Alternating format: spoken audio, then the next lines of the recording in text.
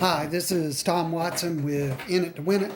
We're just back from Sonoya Raceway, and hey, how about that Chris Madden leading out there every lap after lap. So you really have to ask yourself, how did Chris and his team put together a car that just continues to consistently be a winner, and moreover, go lap after lap after lap and be able to finish the race? But really, the bigger question is how can I, in my class and what I'm doing, put together a race car that's really going to stay together, be safe, be efficient, be one that I can rely on to get me from the start of the race all the way to the end of the race without any failures. You know, whenever someone has a parts failure in their car, there can be nothing more frustrating than ending up with a parts failure, ruining your night and ending your race night. I know from personal experience, back whenever I was running in the bomber class, I had we would race like on a Saturday at Dixie Speedway, and then we go on Sunday and race at Rome Speedway. Well, I had just won the race at Dixie Speedway on Saturday night. Pretty hopeful for going to Rome and doing the exact same thing again that night because racing with the same people. So we got to Rome running, and as a matter of fact, I did. I got out in the lead and got so far out in the lead that my car is amazing kind of thing. My car was the only car I could hear. I couldn't hear any other cars around me. I was like that far out ahead of the field. But the one thing that I could hear was this little noise that continued and making a noise. And it seemed like the harder I would accelerate, the more it would make the noise. Well, I was like, well, I'm out in the lead. I'm gonna keep going to the finish, and had every hopes of making it all the way to the finish. Well, about 2 laps out from the end, the drive shaft broke. And what it turned out was is that little noise that I was hearing was that the car was gripping that good that it was actually rotating the rear end up far enough that it was making the drive shaft rub up against the drive shaft safety loop.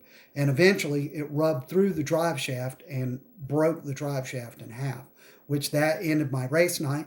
I didn't win the race and went home frustrated because not only did it break the drive shaft, it also messed up the back housing of the transmission, messed up a few other things as it went round, and tore up and made a mess inside of the tunnel area of the car. So one of the things that I began to really focus on was how to look over a car and prepare that car to win. And really, that's what this series is all about: preparing your car to win. How can you, in your class, take and do the maintenance, the repair, the replacement, everything that it takes? How can you do that to have a safe car, have an enjoyable night, and moreover, how can you do this without breaking the bank? That's really the bottom line. Part of the enjoyment of racing is not necessarily winning every race that you go to. That would be nice. Everybody would love for that to happen. But the reality is that's not going to happen. Every time that you go out, you're not going to win. So how can you make it to where whenever you go, you're having an enjoyable night and you don't end up being frustrated at the end because your car ended up being broke? I'm not talking about crash. I'm talking about maintenance failure. So whenever something, sometimes there are times when it's just the part itself, it just, it broke.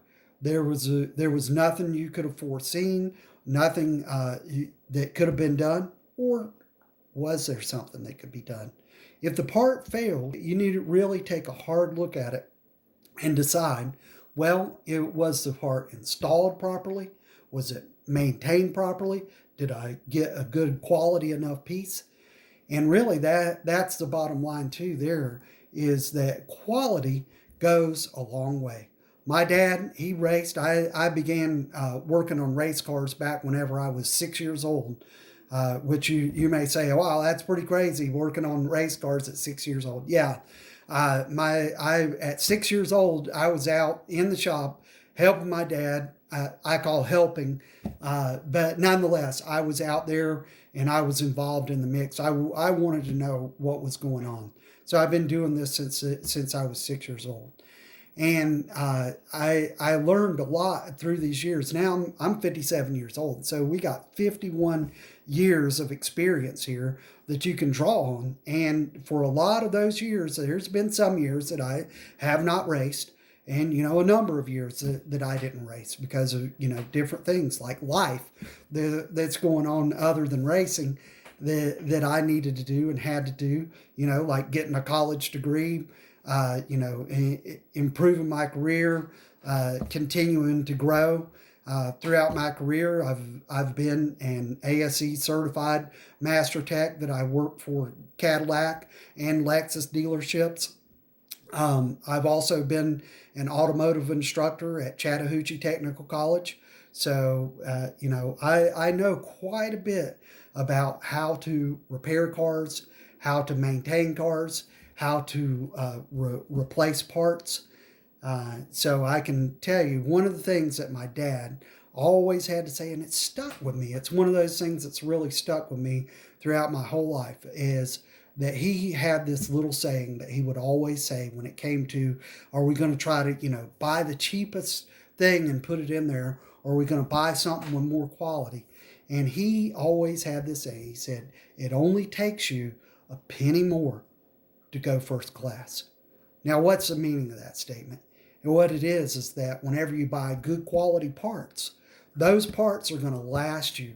They're going to make your time racing more enjoyable.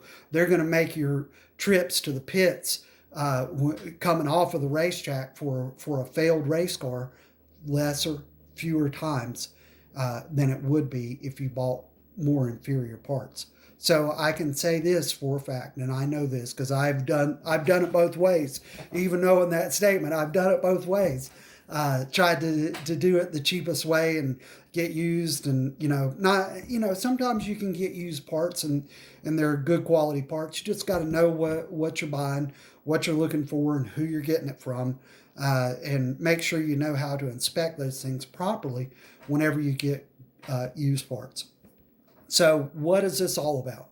This series that I'm going to do, Preparing to Win, is going to teach you and show you the things that you need to look at, the things you need to really, really pay attention to in the race car, how to prepare this race car properly so that it can be enjoyable, so that you don't break down, so that you can go all the way to the finish. And so that at the end of the day, you can say that you know that you went to the racetrack prepared as well as you could be, and that you were truly there and you came to that racetrack, and for that night, you were in it to win it.